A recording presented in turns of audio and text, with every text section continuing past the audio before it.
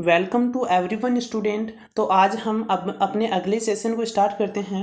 जीत और हार आपकी सोच पर निर्भर करती है कि जीत और हार आपकी सोच पर निर्भर करती है। मान लो तो हार होगी और ठान लो तो जीत होगी। तो स्टार्ट करते हैं आज का हमारा मॉडुलस यानी कि हम कॉम्प्लेक्स नंबर पढ़ रहे थे। कॉम्प्लेक्स नंबर में हमने कॉम्प्लेक्स नंबर का ऑर्डर फॉर्म सीखा। कॉम्प्लेक्स नंबर क्या होता है, इसका रियल पार्ट कौन सा होता है, इमेजिनरी पार्ट कौन सा होता है, इसे डिफाइन कैसे करते हैं, प्रत्येक भी चीज़ के बारे में हमने जानकारी देगी। आज हम इसके परिणाम कॉन्जुगेटेड के बारे में पढ़ेंगे, है ना। कॉन्जुगेटेड एंड मॉडुलस दोनों के बारे में पढ़ेंगे। तो मॉडुलस किस प्रकार हम देखते हैं, जैसे जेड हमारे पास कोई कॉम्प्लेक्स नंबर है a प्लस आयोटा बी। तो जब हम इसका परिमाण निकालेंगे, परिमाण को हम मोड जेड के द्वारा डिफाइन करेंगे और मोड जेड इक्वल टू होगा अंडर रूट ए स्क्वायर प्लस बी स्क्वायर। इसको हम समझने के लिए कुछ इस प्रकार देखते हैं कि ये कैसे आया।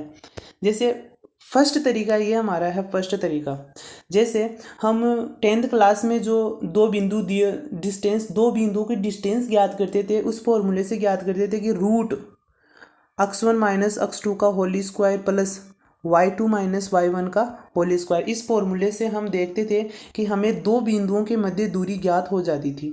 तो इसी के मध्य यदि कुछ इस प्रकार की लाइन लेता हूँ, इस प्रकार की, तो जो मूल बिंदु के निर्देशांक कितने हो गए 0 0, इस बिंदु के निर्देशांक हो गए एक्स वाई। तो यदि मैं इसकी डिस्टेंस ज्ञात करूं तो इसकी डिस्टेंस क्या आएगी मेरे पास, इसकी डिस्टेंस मेरे पास आएगी कि रूट 0 प्लस एक्स का स्क्वायर प्लस 0 प्लस वाई का स्क्वायर, अर्थात परिणाम स्वरूप जो रिजल्ट हमें प्राप्त होगा वो क्या प्राप्त होगा, under root x square plus y square. अब यदि मैं इसके निर्देशांक मूल बिंदु को 0 0 और बिंदु ये इस ए के यदि एक्स वाई के स्थान पर ए भी लेता हूँ, तो हमें जो इसका परिमाण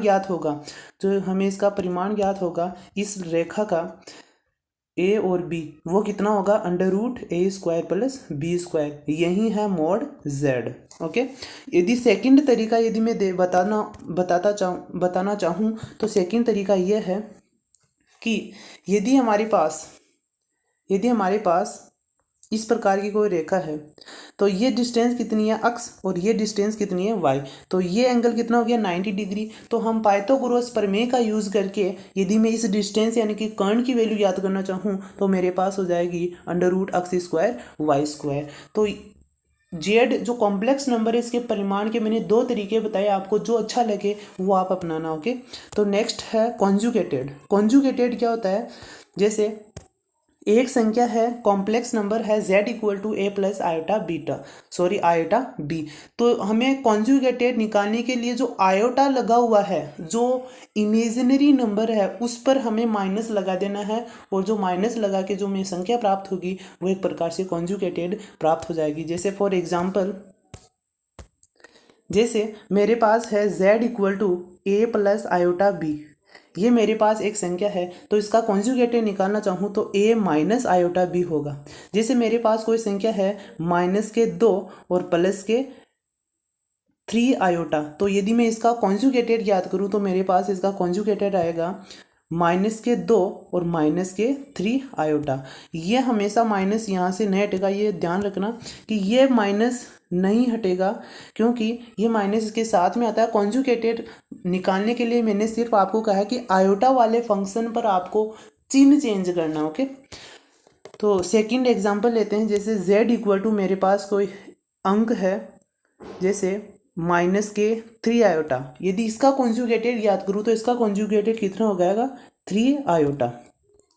आई होप कि आपको जो कॉम्प्लेक्स नंबर उसका मॉडुलस और कॉन्जुगेटेड दोनों समझ में आया होगा। इसी तरह से हम धीरे धीरे बेसिक तैयार करते हुए इसको एक अपर लेवल तक सीख सकेंगे, जो कॉम्प्लेक्स नंबर है इसको। Thank you.